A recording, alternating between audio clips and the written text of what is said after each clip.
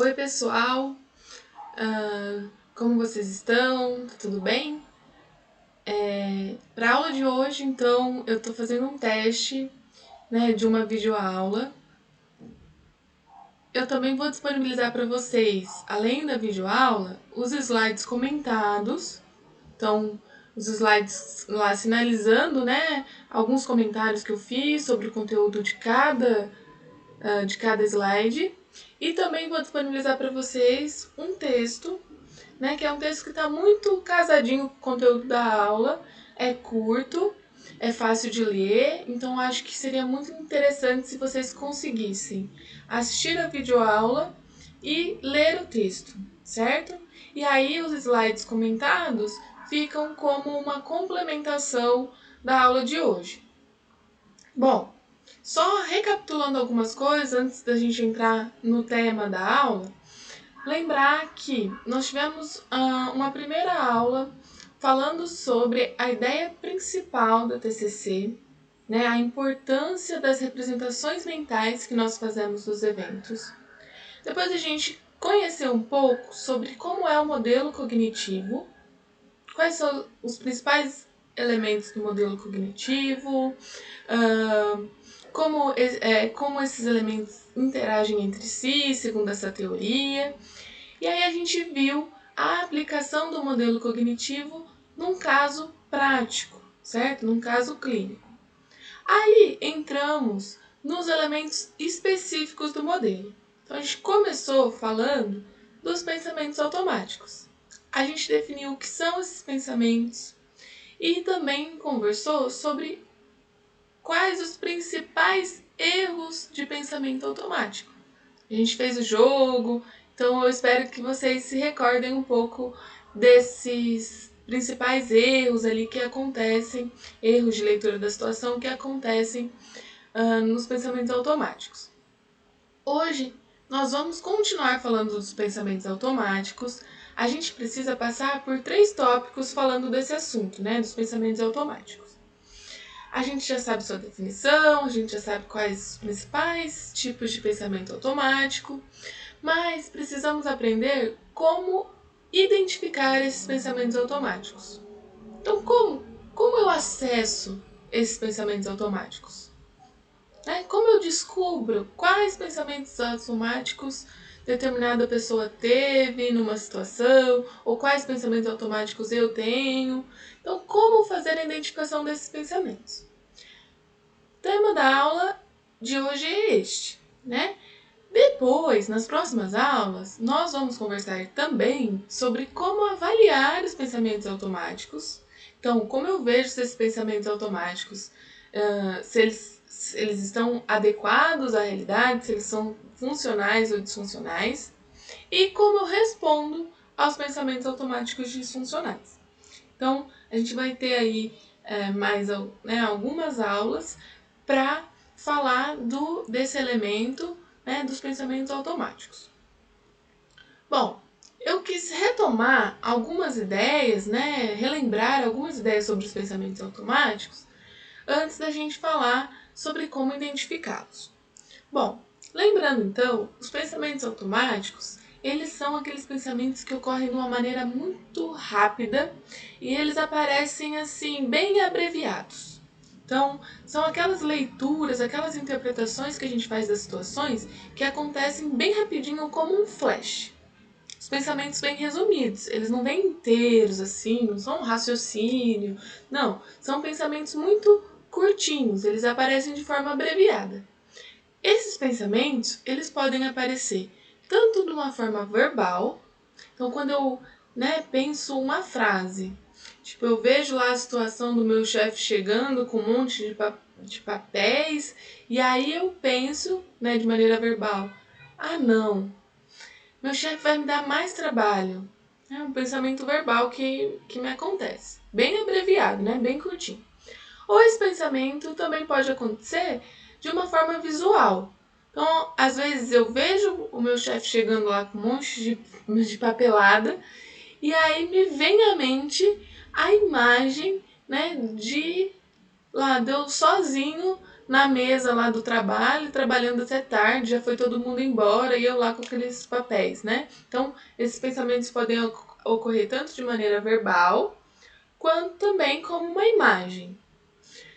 Ou ambos, né? Pode ser que eu tenha tanto aí uma representação verbal daquele pensamento, tanto como apareça junto também a imagem daquele pensamento.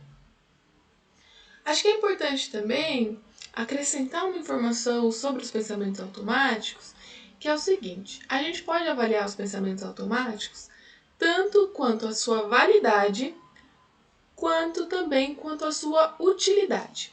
Então eu posso sempre me perguntar se os pensamentos automáticos, se eles são reais, assim, se eles estão adequados à realidade, se eles são válidos.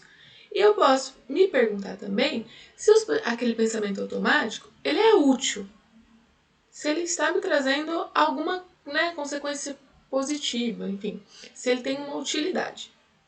Bom, pensando nisso, na validade e na utilidade, a gente pode entender que existem pensamentos automáticos, que são pensamentos automáticos distorcidos, que são aqueles pensamentos automáticos que realmente, por mais que eu tenha uma série de evidências objetivas me mostrando o contrário, o pensamento automático vai contra essas evidências, né? Então ele é de fato um pensamento distorcido, que não abarca ali os dados de realidade que eu tenho. Mas eu também posso ter um pensamento que a gente fala assim, né? O pensamento automático é correto, porém a conclusão desse pensamento é distorcida. Então, por exemplo, eu posso ter o seguinte pensamento automático: eu não fiz o que eu prometi para o meu amigo. Beleza. Esse pode ser um pensamento automático que tá válido, é válido. Eu posso realmente não ter feito o que eu prometi ao meu amigo. Porém, a partir desse pensamento automático, eu posso ter uma conclusão totalmente distorcida ou exagerada, enfim. Eu posso pensar, por exemplo, que porque eu não fiz o que eu prometi ao meu amigo, eu sou uma pessoa ruim. Então, nesse caso, eu tenho um pensamento automático válido, mas seguido de uma conclusão distorcida. Não necessariamente porque eu não fiz o que eu prometi ao meu amigo, eu sou uma pessoa ruim. Eu não tenho dados que me mostrem que o fato de eu não ter cumprido uma promessa ao meu amigo mostra que eu sou uma pessoa ruim. E nós temos também um outro tipo de pensamento, que é um pensamento que é válido, ele está condizente com a realidade, ele não é um pensamento distorcido, mas ele não é útil. Então é aquele pensamento, por exemplo, de quando eu tenho muita coisa para fazer e me vem um pensamento automático do tipo: eu vou levar horas para fazer isso, eu vou ficar acordada até 3 da manhã fazendo isso. Bom, pode ser que esse pensamento automático esteja adequado à realidade, mas ele é útil? Muito provavelmente não. Muito provavelmente esse tipo de pensamento vai despertar sentimentos de ansiedade, a pessoa vai se sentir mais desatenta, vai produzir muito menos durante esse período. Então, mesmo pensamentos automáticos que são válidos, que não são distorcidos, eles também podem ser pouco úteis ou disfuncionais enquanto a sua utilidade, né? Bom, tá. Então a gente sabe que aí existem essas variações aí quanto à validade e à utilidade dos pensamentos automáticos. Mas como identificar esses pensamentos automáticos? Bom, a principal forma de identificar esses pensamentos automáticos é se perguntar ou perguntar ao seu paciente o que estava passando pela sua cabeça naquele momento. Essa é a principal forma de identificar pensamentos automáticos. Bom, quando você deve fazer essa pergunta? Você deve fazer essa pergunta sempre que o paciente estiver te contando uma situação difícil, problemática. Então, sempre que aparecer durante, né, a terapia. Situações em que o paciente está te contando sobre uma situação difícil que ele vivenciou, é sempre importante a gente perguntar o que estava passando pela sua cabeça naquele momento. Porque essa pergunta é a pergunta que vai nos possibilitar identificar quais são os pensamentos automáticos daquela pessoa. Numa outra situação que a gente pode perguntar também é quando a gente nota uma alteração, uma intensificação ali no humor de uma pessoa durante a sessão. Então, quando a pessoa de repente ficou assim, né, muito brava ou chateada, quando ela deu os sinais ali, ficou com a cara fechada, também é importante que a gente pergunte o que está passando pela sua cabeça. Então, nesses dois momentos durante a terapia, é bastante importante que a gente se atente para perguntar o que estava passando, o que está passando ou o que estava passando pela cabeça do paciente. Bom, mas é só isso? É simples assim, professor? É só perguntar o que estava passando pela sua cabeça que a gente vai acessar quais são os pensamentos automáticos dos pacientes? Olha, geralmente sim. Geralmente sim. É um treino, então, né, que no começo é mais difícil, mas que com o tempo e aí com várias situações que vão sendo descritas, a gente consegue ir identificando esses pensamentos automáticos, aquilo que passou pela cabeça da pessoa quando ela vivenciou aquela situação. Mas nem sempre é tão simples assim, né? A gente pode identificar, encontrar diversas dificuldades nesse processo de identificar os pensamentos automáticos. É por isso que na aula de hoje eu vou trazer para vocês 8 estratégias, né, para auxiliar na identificação de pensamentos automáticos, né, quando essa identificação não pode ser feita, né, só perguntando o que passava pela sua cabeça. Então a gente vai falar de cada uma dessas estratégias. É importante dizer para vocês, nos slides comentados que eu vou disponibilizar para vocês, eu coloquei para cada estratégia uma gravação de um exemplo sobre como fazer isso. E aí, no texto que eu vou disponibilizar para vocês também, esses exemplos encontram-se descritos. Então pensem que agora eu vou explicar um pouco cada uma dessas estratégias, mas vocês têm no material complementar da aula, tanto nos slides, vocês vão ter áudios de exemplos de cada uma dessas estratégias, quanto no texto vocês vão também poder consultar esses exemplos de forma escrita, tá certo? Então vamos lá. Eu trouxe 8 estratégias de como identificar pensamentos automáticos, certo? Quando houver alguma dificuldade. O que eu chamo de dificuldade, né? Quando a gente pergunta, por exemplo, para o paciente, mas nessa situação, o que passava pela sua cabeça? E o paciente tem muita dificuldade de se recordar ou confunde muito os pensamentos com os sentimentos, enfim, não consegue se lembrar e não consegue acessar o que passava pela cabeça dele naquele momento. Então aqui tem algumas estratégias. A primeira estratégia é, então eu pergunto para o paciente, o que passava pela sua cabeça naquela situação? E aí ele tem dificuldade de me relatar isso. Então uma estratégia que eu posso ter é a de perguntar para o paciente como ele estava se sentindo naquele momento e intensificar essa reação emocional, fazer com que ele vivencie de novo a emoção que ele estava sentindo naquele momento. Então, como você estava se sentindo? Que emoção? Onde no seu corpo você sentia essa emoção? Você sentia um aperto no coração? Era muito forte? Enfim. E aí, conforme o paciente começa a relatar e a vivenciar a emoção daquela situação que ele estava te contando, aí sim você pergunta, bom, então você consegue sentir essa emoção de novo aqui agora? É, consigo. Tá, e o que passa pela sua cabeça? E o que passou pela sua cabeça? naquele momento que você estava se sentindo assim. Essa é uma estratégia muito boa, porque ao intensificar a resposta emocional, a resposta fisiológica que a pessoa teve diante daquela situação, é provável que isso desperte naquele momento também pensamentos automáticos semelhantes ao que ela vivenciou na situação, ou que ela relembre esses pensamentos automáticos. Então essa é uma estratégia. Uma segunda estratégia é pedir para o paciente para que ele descreva aquela situação de uma forma muito detalhada. Então tá, ele está me contando uma situação que foi difícil, uma situação que despertou emoções, né, desagradáveis. E aí eu pergunto, mas o que passou pela sua cabeça nessa situação? E o paciente tem dificuldade de pensar. Então uma estratégia é pedir uma descrição super detalhada.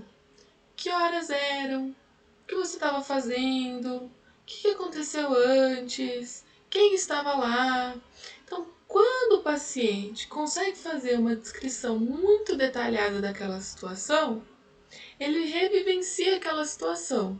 E aí eu volto novamente a perguntar: e nesse momento, o que passou pela sua cabeça? E aí, essa estratégia pode facilitar que o paciente relembre, né, que ele acesse quais foram os pensamentos automáticos dele naquela situação. Bom, uma terceira estratégia é pedir para que o paciente visualize a situação que ele está contando, né, a situação difícil. Então, pedir para que realmente que o paciente imagine a cena, né? Lembre visualmente da cena. Essa é uma estratégia que também pode ajudar naquele momento para que o paciente identifique seus pensamentos automáticos na situação. Uma outra estratégia são os roleplays, né? A gente vai falar, acho que talvez na próxima disciplina, quando a gente estiver falando das principais técnicas da TCC, a gente vai falar muito sobre o roleplay. Mas o que é roleplay, né? É recriar uma situação interpessoal. Então imagina que o paciente está lá te contando sobre uma situação difícil que ele viveu, né, numa situação interpessoal, né, conversando com uma outra pessoa, enfim. Aí você vai sugerir para o paciente, então, que vocês recriem aquela cena, aquela situação interpessoal ali no momento da terapia. Então, olha, vamos imaginar o seguinte: vamos imaginar que eu sou lá a amiga com quem você discutiu, que a gente vai recriar essa cena. Você vai, né, me conta um pouquinho o que aconteceu, eu vou ser sua amiga e você vai ser você. Então vamos lá, vamos recriar essa cena. E aí, na recriação dessa cena, nesse roleplay, né, nessa interpretação daquela situação, é muito provável que o paciente consiga identificar os seus pensamentos automáticos, né? Que eles, inclusive, surjam, né, na recriação daquela cena, né, durante o roleplay. Bom, a gente tem como estratégias também a evocação de uma imagem, né? Então, por exemplo, a pessoa está contando a situação, está com dificuldade de identificar o que ela estava pensando, o que passava pela cabeça dela naquela situação. Então a gente pede que ela feche os olhos e imagine, né? E evoque uma imagem daquela situação. Que inclusive é importante que o paciente fale dessa imagem como se ela estivesse acontecendo agora. Então, qual é a imagem? Você estava lá, o que você vê, né? Como você está se sentindo neste momento? Bom, uma outra estratégia para identificar os pensamentos automáticos é sugerir um pensamento automático, um pensamento oposto ao que você imagina que o paciente está tendo naquela situação. Então, vamos imaginar que o paciente está com muita dificuldade de descrever o que ele está pensando num determinado momento. Você pode utilizar como uma estratégia perguntar se o paciente está pensando algo que é, né, assim, totalmente oposto daquilo que ele indica estar pensando. Então ele está contando uma situação de que ele está preso em casa, numa, numa quarentena geral, que ninguém está saindo de casa, que está tudo muito incerto e que ele tem se sentido muito mal, muito ansioso. E aí você pergunta para o paciente: ah, mas o que passa pela sua cabeça nesse momento que você está se sentindo assim? E aí o paciente fala: ah, eu não sei o que passa pela minha cabeça, eu só me sinto muito angustiado, eu não sei o que passa pela minha cabeça. E aí você pode, então, perguntar, supondo um pensamento aparentemente muito oposto. Então, quer dizer que durante esse tempo você pensa que tudo vai dar certo e que esse período vai ser um período muito curto, que todos vão ficar bem. Aí a pessoa muito provavelmente fala: não, não é isso que eu penso. Na verdade, eu penso que está tudo muito incerto. Enfim, aí a pessoa vai descrever quais são os pensamentos automáticos dela. Mas essa também é uma tática. Então, sugerir um pensamento que seja muito diferente do que aparentemente seria o pensamento da pessoa naquela situação. Também é uma estratégia. Uma outra estratégia é perguntar o significado daquela situação. Então, pessoal, olha, é muito importante que vocês acessem depois lá os slides e os textos para conhecer os exemplos de cada uma dessas estratégias, que eu acho que aí fica bastante claro, né? Mas revelar o significado perguntar sobre o significado da situação é o seguinte. Então, a pessoa estava com dificuldade de identificar o que passava pela cabeça dela, e aí a gente pergunta, né, o que aquela pessoa acha que significa aquela situação. Então, para você, o que significou o fato da sua amiga não ter te respondido no WhatsApp? Né? O que significa isso para você? E aí, nesse momento que a pessoa vai estar construindo, né, um significado, uma explicação para aquilo que aconteceu, ela vai estar mais sensível a identificar os pensamentos automáticos que ela teve diante daquela situação. Então, essa é uma outra estratégia. Pergunto: mas o que significou para você quando você tirou uma nota ruim na prova? O que isso significa para você? O que isso diz?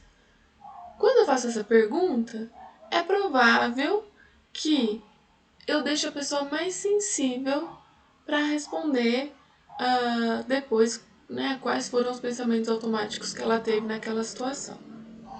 E por último, né, uma estratégia mais geral além de eu perguntar o que passava pela sua cabeça naquele momento, eu tentar fazer essa pergunta de maneiras diferentes. Então eu pergunto que imagens ocorreram para você naquele momento? Quando você se sentiu assim? O que você acha que você pensou? Enfim, eu tento, né, acessar aqueles pensamentos automáticos perguntando de diferentes maneiras sobre eles. Bom, gente, acho que é isso na aula de hoje.